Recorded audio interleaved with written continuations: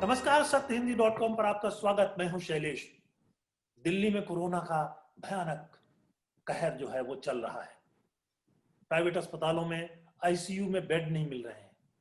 ये स्थिति यूरोप में भी है, ब्रिटेन में भी है और भी कई देशों में है, अमेरिका में भी है।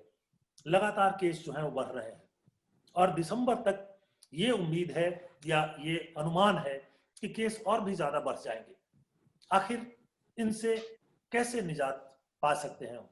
इन सब चीजों के बीच में एक अच्छी खबर ये आई है कि 2-3 वैक्सीन जो है वो लगभग तैयार है, उनका फाइनल ट्रायल जो है वो पूरा हो चुका है। वो वैक्सीन क्या है, कितने कामयाब होंगे? वैसे तो जो इनको बनाने वाली कंपनियां हैं वो दावा कर रही हैं। 2 कंपनियों ने दावा किया कि 95% तक जो है वो इफेक्टिव है। क्या सचमुच इफेक्टिव होगा? या जो जो भारत में स्थिति दिख रही है वो तो ये लग रहा है कि वैक्सीन लगने से पहले हर्ड इम्यूनिटी जो है वो आ जाएगी। बहुत तेजी से फैल रहा है। तो इन मुद्दों पर बातचीत करना और ये समझना कि वैक्सीन कब तक आ जाएगा और कितना इफेक्टिव होगा, ये बहुत जरूरी है। और इसको समझने के लिए आज हमने 3 विशेषज्ञ डॉक्टरों को आमंत्रित किया।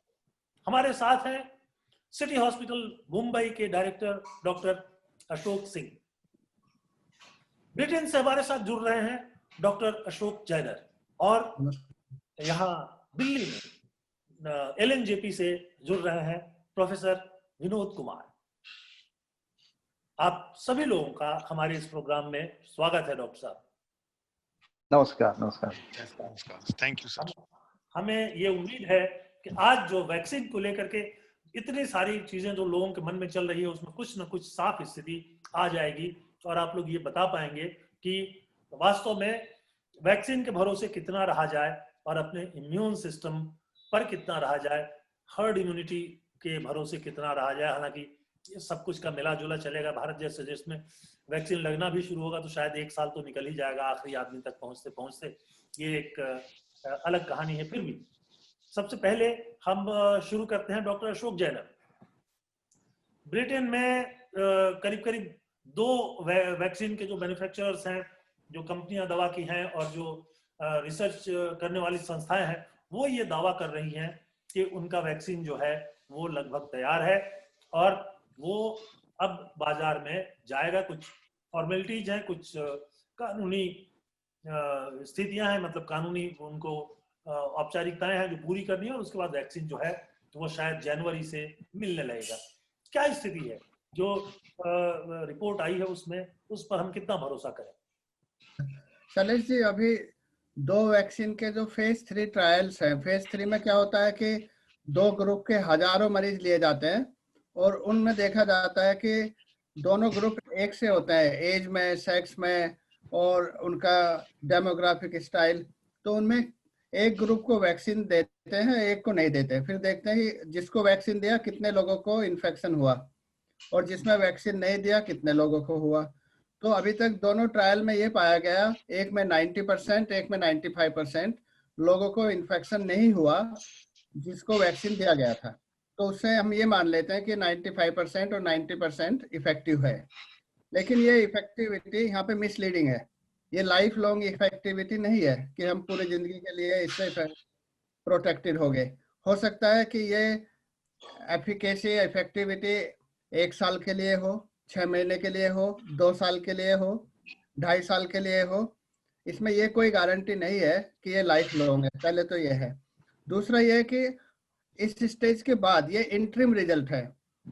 रिजल्ट को पब्लिश करना पड़ेगा पीयर रिव्यू जर्नल में। वहां से फिर रेगुलेटरी बॉडी अप्रूव करेगी। कई बार अप्रूवल हम इमरजेंसी लेवल पे ले लेते हैं, जल्दी ले लेते हैं।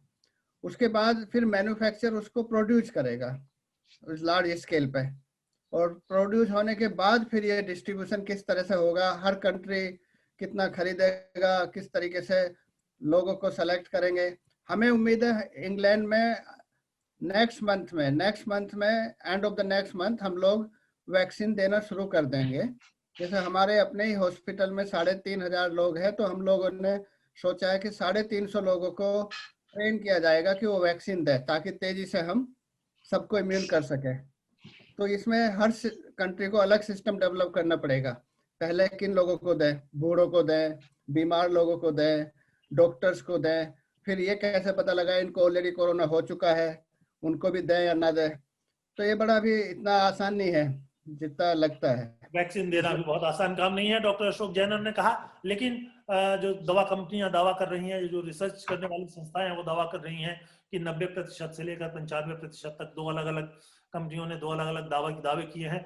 उसके साथ साथ रसिया दावा कर रहा है कि एक वैक्सीन उनका तैयार है और वो फाइनल लेवल पर पहुंच चुके हैं, और उसका जो ट्रायल है भारत में भी हो रहा है। डॉक्टर अशोक सिंह, क्या स्थिति है? मतलब डॉक्टर जैन ने जो कहा बहुत वैलिड सवाल है कि जिनके लिए इफेक्टिव होगा ये पता ही नहीं है। एक दूसरी बात ये है कि जिनको जो एसिम्टोमेटिक है उनको हो भी चुका है, तो उनको ये वैक्सीन दिया जाएगा कि नहीं दिया जाएगा? पहले जो है हम लोग देखते थे कि वो कई और चीजों के जो वैक्सीन लगाए जाते थे, टीके लगाए जाते थे, तो पहले थोड़ा सा डाल के वो देखते थे कि इसका उसमें सूजन आ जाए, कुछ और हो जाए, तो फिर वो नहीं देते। अब क्या प्रोसेस क्या होगा, कैसे लोगों की समझ में ये बातें आएंगी? देखिए शैलेश जी, वैक्सीन तो हमको लगता है कि 50-60 वैक्सीन ऑन पाइपलाइन में है जो चल रही है। जैसा जनरल जी ने बताया कि जो फेज 3 ट्रायल बहुत इंपॉर्टेंट है, और आज के डेट में एक भी वैक्सीन अभी फेज नहीं किया। आप जैसे वैक्सीन की बात कर रहे हो ना, तो रसिया में तो फेज 2 ट्रायल के बाद ही उन्होंने लॉन्च।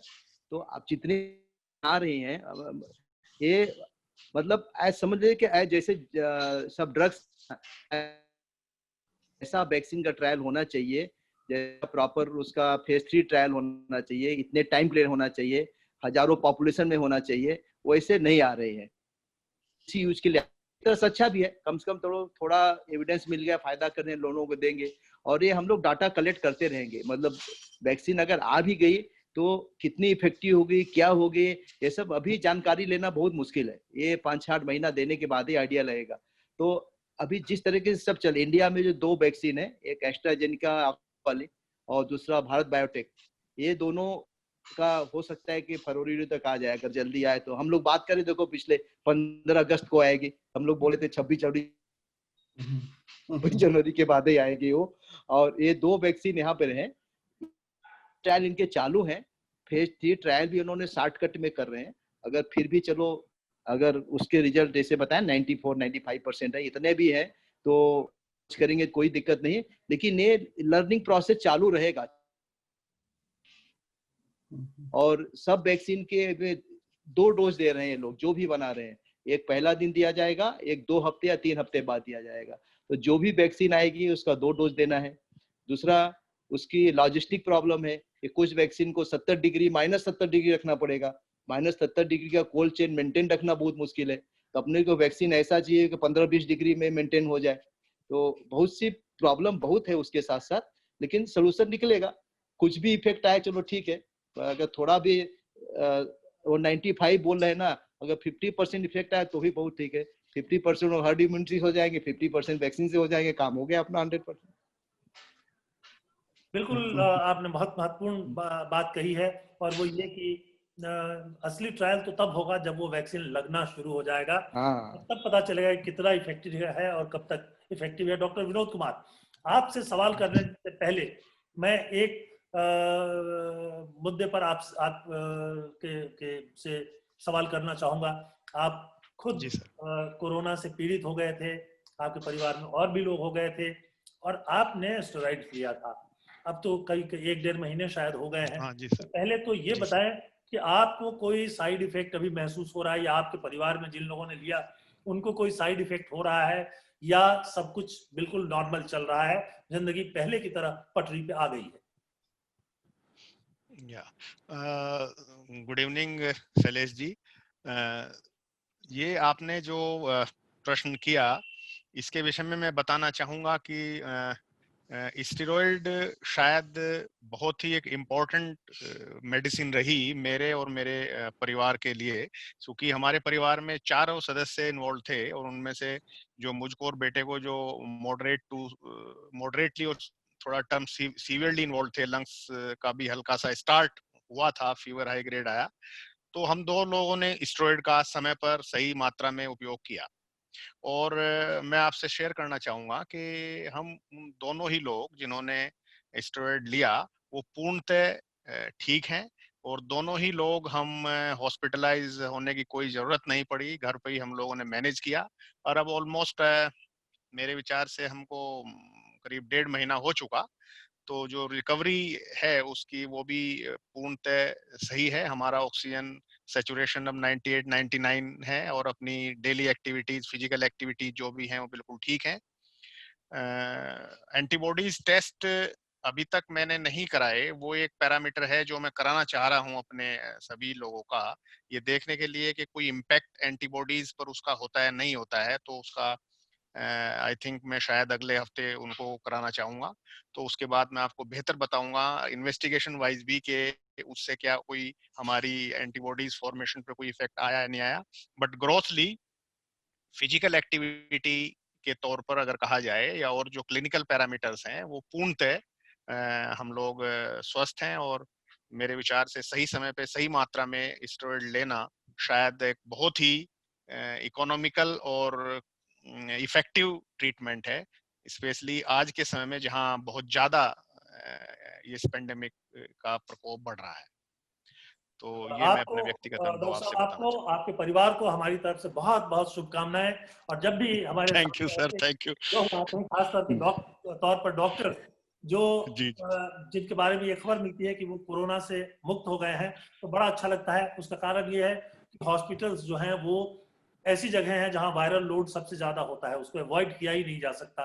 तरह तरह के पेशेंट आते हैं, और जाहिर है कि वहाँ हवा में भी कहीं ना कहीं जो है वो वायरस ये होता ही है। और बहुत सारे लोगों को इन्फेक्शन भी हॉस्पिटल में ही हो जाता है। तो जब डॉक्टर ठीक होते हैं तो इसका मतलब ये होता है कि निश्चित तौर पे आम पेशेंट जो है, जो अगर हॉस्पिटल एडमिट नहीं हुआ है तो उसके लिए और भी आसान हो जाता है।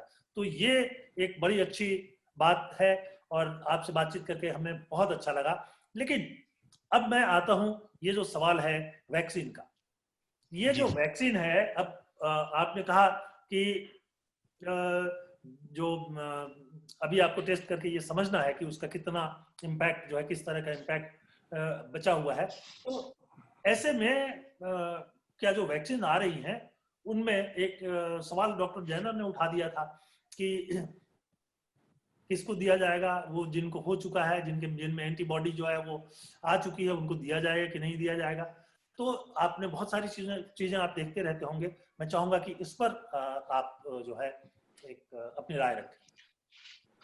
देखिए, वैक्सीन के विषय में जैसा अभी डॉक्टर अशोक जैन और डॉक्टर अशोक सिंह ने भी बताया कि अभी कुछ चीजें सकारात्मक अवश्य दिखाई पड़ रही हैं, लेकिन अभी बहुत से उसके पहलू हैं जिनको अभी समझना बाकी है।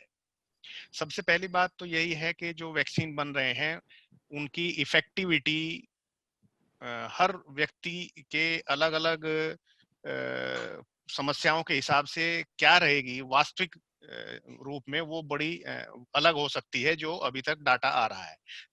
क्योंकि जैसा सबसे बड़ी चीज ये है कि जो इनका मेंटेनेंस है, जो कोल्ड चेन की जो एक प्रॉब्लम है, अगर वो सॉर्ट आउट नहीं की गई तो शायद उनको कैरी ऑन करना और ठीक तरीके से लगाना वो बड़ा एक मुश्किल होगा, स्पेशली हमारे हिंदुस्तान जैसे देश में। एक तो ये बहुत बड़ा चैलेंज है हमारे लिए कि हमको वो इम्यून जो वो वैक्सीन सेलेक्ट करना होगा जिसको हम इजीली स्टोर कर सकें, कैरी कर सकें, और उसको उसकी इफेक्टिव बिना डिक्रीज किए लगा सकें। दूसरा इंपॉर्टेंट है कि चूंकि वैक्सीन लेट, बहुत आने में लेट हो रहा है, और जब तक हमारे बहुत बड़ी पॉपुलेशन ऑलरेडी इन्फेक्ट हो चुकी होगी, तो उन इन्फेक्टेड पॉपुलेशंस के को देखते हुए हमको अपना वैक्सीन का जो शेड्यूल है वो चेंज करना है, उनको लगाना है या नहीं लगाना है। और यदि उनको लगाया जाए तो उनके कोई साइड इफेक्ट तो नहीं आते। अभी तक इस विषय में कोई रिपोर्ट नहीं कि उस वैक्सीन को अगर किसी इन्फेक्टेड पेशेंट्स में गलती से भी लगा दिया जाता है तो उसका क्या इम्पैक्ट है। तो वो एक चीज है जो हमको देखनी होगी।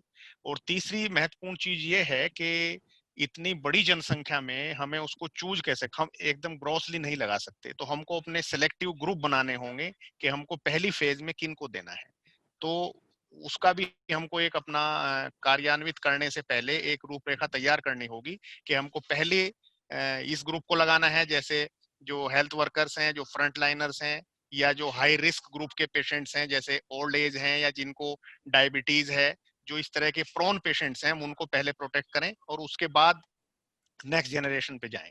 तो ये कुछ 2-3 चीजें हैं जो मेरे विचार से हमको देखनी होंगी इससे पहले कि हम ये मान लें कि भाई वैक्सीन आ गया और इससे हमारा कल्याण हो गया। शायद ऐसा एकदम मानना उचित नहीं है। अभी हमको अलर्टनेस जारी रखनी होगी और वैक्सीन आने के बाद भी शायद ये सब मेजर्स जो हम अभी कर रहे हैं, इनको हमें नियमित रूप से आगे भी बढ़ाना होगा। जाहिर सी बात है, आपने बहुत जरूरी सूचना दी है कि अभी ये तय होना बाकी है कि किन को पहले लगाया जाए और किन को नहीं लगाया जाए, किन को बहुत बाद तक के लिए छोड़ दिया जाए। जैसे ही एक बड़ा सवाल यही है कि जो कोरोना पेशेंट रह चुके हैं उनमें एंटीबॉडी जो है ऑलरेडी होगी, तो लगाए कि नहीं लगाए और उसका इफेक्ट क्या होगा, ये बहुत बड़ा टेस्ट होगा।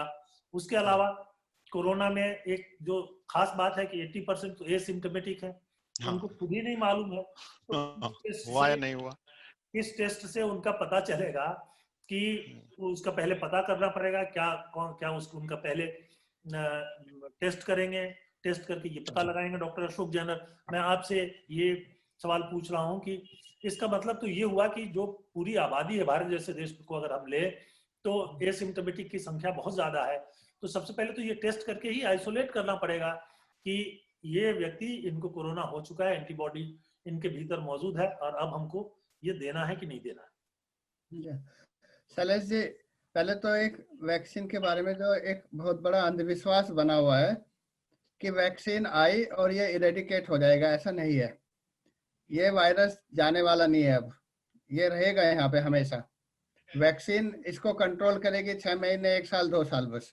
जैसे इन्फ्लुएंजा की वैक्सीन हम हर सीजन में लगवाते हैं, तो वायरस तो ये बना रहेगा यहाँ पे वैक्सीन आने के बाद भी। पहले तो ये। दूसरा है कि आगे आगे कोर्टिकोस्टेरॉइड और वैक्सीन, ये दोनों बराबर बराबर काम करते रहेंगे हमारे लिए। कुछ लोगों को वैक्सीन से बचा पाएंगे, कुछ को स्टेरॉइड से बचा पाएंगे। दोनों हमारे लिए बहुत बड़े हथियार के रूप में रहेंगे इस वायरस के खिलाफ। जहां तक सवाल है इंडिया जैसे देश में वैक्सीनेट करना, कम से कम आप सोचो कि 1 साल से ज्यादा का टाइम चाहिए, कम से कम। इससे पहले नहीं कोई कर सकता, कितना ही आप कोशिश कर लो, लॉजिस्टिक नहीं है।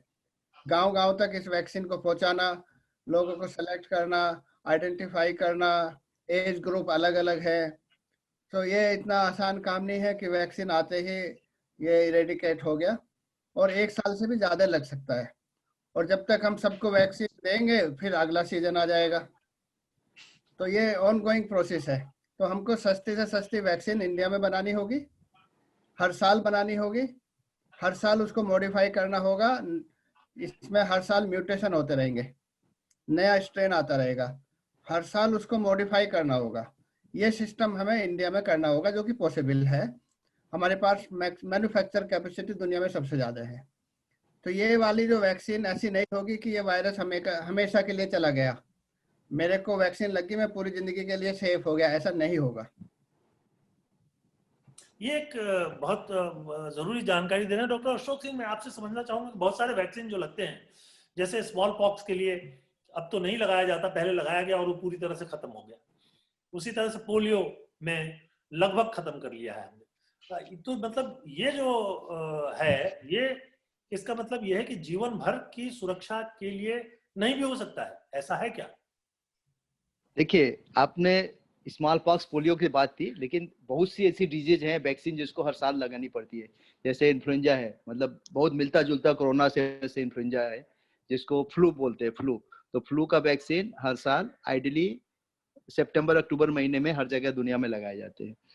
अभी जहां तक पेंडेमिक का सिचुएशन है, पेंडेमिक में जो वैक्सीनेशन पॉलिसी होती है उसमें वैक्सीनेशन सिर्फ रिस्क ग्रुप को दिया जाता है, होल पॉपुलेशन को नहीं दिया जाता है ना। एकदम ये रिस्क ग्रुप देने के बाद, कंप्लीट करने के बाद तक अगर पेंडेमिक करता है तो उनके बारे में सोचेंगे, क्योंकि अपनी बड़ी है, रिस्क ग्रुप को कंप्लीट करते करते 5-6 महीना लग जाएंगे।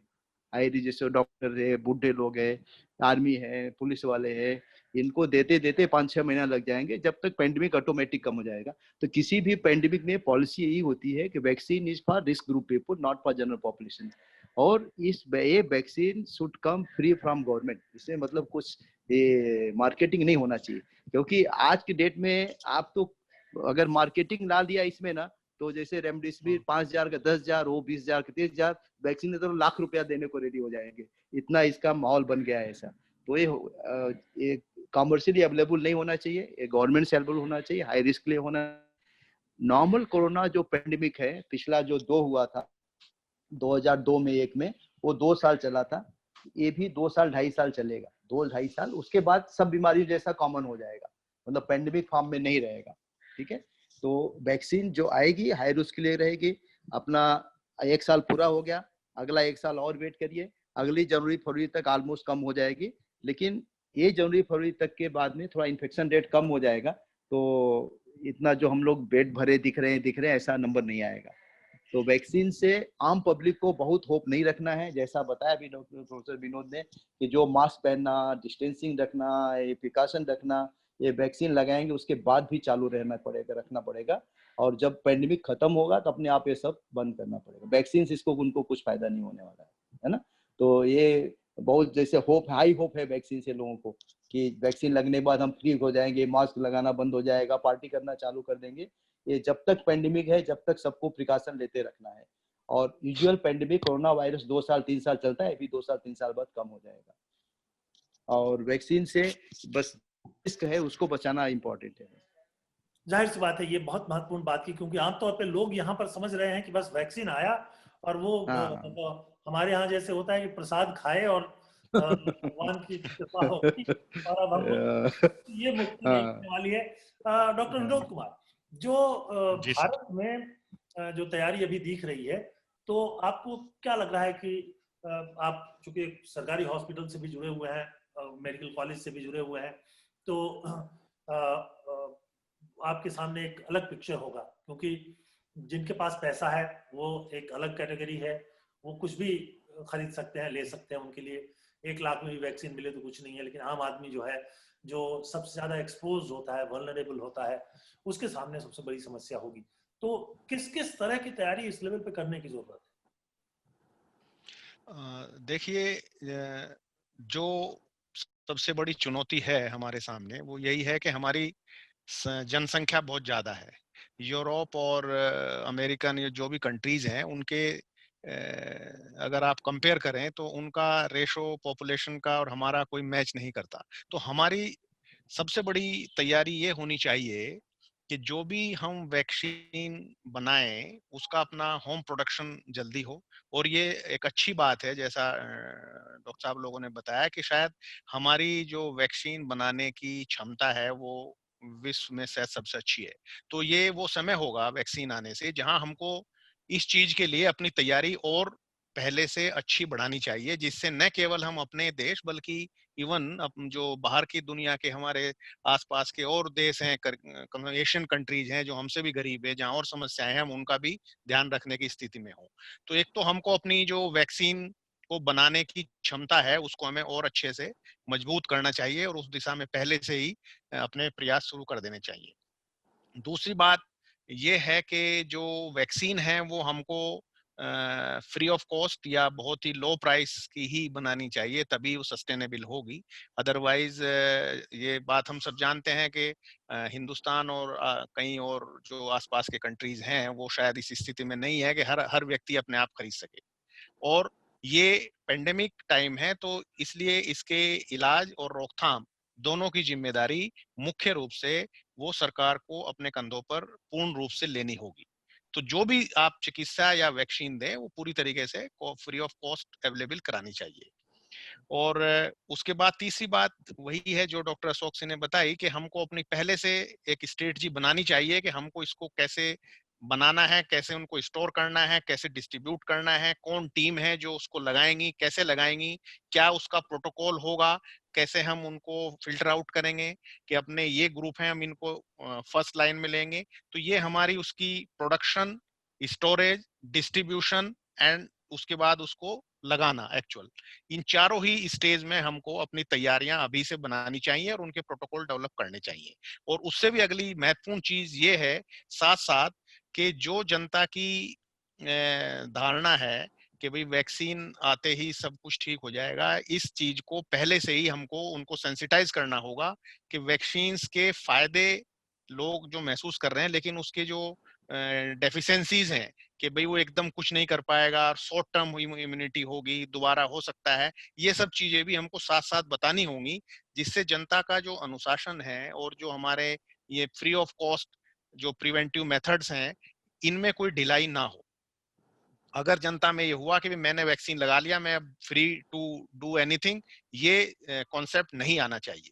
सो इस तरह की एजुकेशन हमको साथ साथ वैक्सीन डेवलप करने के जनता में देनी चाहिए। आई थिंक अगर हम इन चीजों को शुरू करेंगे तो हमको जब भी वैक्सीन आएगा 1-2 महीने में, तो उसका सही यूज करने में मदद मिलेगी। बहुत बहुत महत्वपूर्ण बात की आपने कि सबसे पहले स्ट्रेटजी बनानी होगी और लोगों को समझना होगा कि अभी करीब 1-2 साल तक, 1-2 साल और जो है वो उनको वैक्सीन लगा देने मात्र से मुक्ति नहीं मिल जाएगी। डॉक्टर अशोक जैनर, हमारे पास समय कम है, समय खत्म हो रहा है, बहुत एक क्विक टिप्पणी आपसे चाहूंगा कि ये जो हमारे यहाँ जो है वो भीड़ तंत्र काम करता है। हम लोगों ने सबसे पहले सोशल डिस्टेंसिंग को छोड़ दिया। हालांकि मैंने खबरें देखी कि यूरोप में भी, अमेरिका में भी लोग जो है क्लब जाने लगे, लोग जो है समुद्र के किनारे जाने लगे और उन्होंने भी छोड़ दिया। तो सोशल डिस्टेंसिंग हमारे यहाँ कभी थी ही नहीं। जब तक हम एक दूसरे के कंधे पे सवार नहीं होते हैं तब तक हमको लगता ही नहीं है कि अभी जो है हमारा काम यूरोप में तो लोग थोड़ा सोशल डिस्टेंसिंग पहले से मेंटेन करते हैं, अमेरिका में भी करते हैं, मैंने देखा है। यहाँ नहीं करते। यहाँ तो एक दूसरे के पीठ पर सवार होकर एकदम जब तक चिपक के नहीं खड़े हो तब तक लगता ही नहीं है कि होगा। तो एक तो ये सारे सवाल हमारे सामने आएंगे। मास्क भी नहीं लगा रहे हैं लोग, बहुत बड़ी संख्या में, 2000 फाइन हो गया है, तब भी जो है वो लोगों को मैं देखता हूँ जहाँ चेकिंग होती है वहाँ झगड़े चलते रहते हैं। पुलिस वाले 1-2 से झगड़ते हैं और 200 लोग जो है बिना मास्क के निकल जाते हैं। तो ये स्थिति है। तो क्या एडवाइस करेंगे इस वक्त आप आम लोगों को? शैलेश जी, तीनों फ्रंट पे हमें काम करना पड़ेगा। एक फ्रंट जो सोशल मेजर्स है, मास्क का use, social distancing, hand hygiene continue रखना पड़ेगा। दूसरा पार्ट, हमको राइट ट्रीटमेंट राइट समय, स्टेरॉइड को और ज्यादा समझना पड़ेगा, मरीज को भी डॉक्टर्स को भी, ताकि इसका ट्रीटमेंट सही समय पे सब लोगों को आसानी से मिले। अगर स्टेरॉइड का ट्रीटमेंट जैसे प्रोफेसर विनोद बता रहे, बड़ा सिंपल है, आसान है और एक लाइफ नहीं, एक क्या कहते हैं, नॉर्मल लाइफ को पटरी पे लाने के लिए बहुत सिंपल है ये। और तीसरा फ्रंट है हमारा वैक्सीन का, कि वैक्सीन भी हमको इफेक्टिव तरीके से सारे लॉजिस्टिक अरेंजमेंट, प्रोडक्शन, मैन्युफैक्चरर और कोल्ड चेन, ये सारे एस्टेब्लिश करके, आइडेंटिफाई करके तीनों फ्रंट पे एक्टिव रहना पड़ेगा, तभी हमारा ये कंट्रोल हो पाएगा। डॉक्टर अशोक सिंह जी, आपसे एक आखिरी टिप्पणी। मैं जो हमें अभी तक रिपोर्ट मिल रही है वो कि -60-70 डिग्री पे इसको स्टोर करना होगा, वो तो होगा ही नहीं हमारे यहाँ। हमारे यहाँ तो मैक्सिमम जो स्टोरेज है, इवन जो मेडिकल फैसिलिटी है हॉस्पिटल से, बड़े हॉस्पिटल्स हैं, वहां भी फ्रीज लगा हुआ है। कुछ जगहों पे फ्रीजर हो तो मैं नहीं कह सकता। और ये फ्रिज जो है 25-30 डिग्री 20 डिग्री तक ठंडा करता है, उसके नीचे तो जाता नहीं है, वो तो फेल ही हो जाता है। इनफैक्ट जब हम लोग देखते हैं गर्मियों में हमारा फ्रिज बहुत बार काम ही नहीं करता है, क्योंकि जब 40-42 डिग्री पहुंच जाता है, उससे ऊपर जाने लगता है तो मुश्किल हो जाती है। यानी हम 20-25 डिग्री वाला वैक्सीन जो है हमको चाहिए। तो कुछ लग रहा है आपको कि इस तरह की कोई व्यवस्था आ जाएगी? क्योंकि ये फ्रीज करना और इतने बड़े देश में जो ट्रक्स हैं उस तरह के उपलब्ध होना कि जिसमें वो मेडिसिन जाए और फिर वहां ऐसी स्थिति हो कि वो इतने -50-60 डिग्री पर रखें, मतलब मुझे लगता है कि ये हिमालय के कुछ इलाकों को छोड़ दे जो जहाँ पर कि इस जाड़ों नेचुरल कोल्ड चेन है। तो बाकी जगहों पे तो ये हो नहीं सकता, और जहाँ पर ये हो सकता है लद्दाख के ऊपरी इलाके में, वहां तो सेना हमारी लड़ाई लड़ रही है, तो कैसे होगा ये? देखिए, जो एक वैक्सीन है, जो मॉडर्ना, जो यूएस की वैक्सीन है, वो 20 डिग्री पे, वो उसका लॉजिस्टिक्स के लिए 20 डिग्री रिक्वायरमेंट है, लेकिन बहुत कॉस्टली वैक्सीन है वो। हम लोग पता नहीं अफोर्ड कर पाएंगे नहीं कर पाएंगे। तो उसी तरीके से अभी जो 70 डिग्री वाली है वो भी कुछ दिन में हो सकता है कि आ जाए 20 degree, hope for the best. लेकिन हमें एक चीज बता दें कि वैक्सीन इन बहुत पब्लिक को बहुत फायदा नहीं होने वाला है। ये है कि अपने जो हाई रिस्क पॉपुलेशन वो बच जाएंगे। इन जनरल पॉपुलेशन की एक ही चीज है कि डिस्टेंसिंग मेंटेन रखें और मास्क लगाएं, दो इंपॉर्टेंट चीज है। Distancing and mask is the best vaccine. Second, government से यही गुजारिश है कि 5 दिन के बाद किसका बुखार ठीक नहीं होता उसका कुछ टेस्ट करो मत करो, स्टेरॉइड दे दो उसको, वो 100% आदमी ठीक हो जाएगा। अगर ये 2 चीज फॉलो करें तो बहुत है। बाकी वैक्सीन जब आ जाएगी तो ठीक है, और नहीं भी आई तो इससे अपना काम चल ही रहा है, चल गया साल भर। और जाहिर सी बात है जो आपने बात कही वो बहुत महत्वपूर्ण है कि हम अगर डेथ को कम कर दें, खत्म कर दें तो और भी अच्छी बात है, लेकिन अगर कम कर देते हैं तो हमारी सबसे बड़ी सफलता होगी।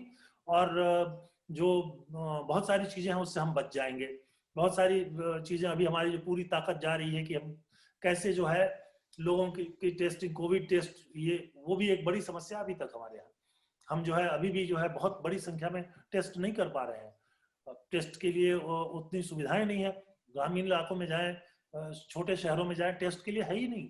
वो वहां से सैंपल कलेक्ट करके कहीं और बड़े सेंटर में भेजते हैं, वहां से टेस्ट होकर 2-3-4 दिनों में रिपोर्ट वहां तक पहुंचती है। तब तक 5 दिन में जो, जैसा आपने बताया कि कोरोना का जो वायरस का काम है वो पूरा हो जाता है, और उसके बाद 5 दिन पर 5-6 दिनों के बाद जो है उसका पूरा हो जाता है।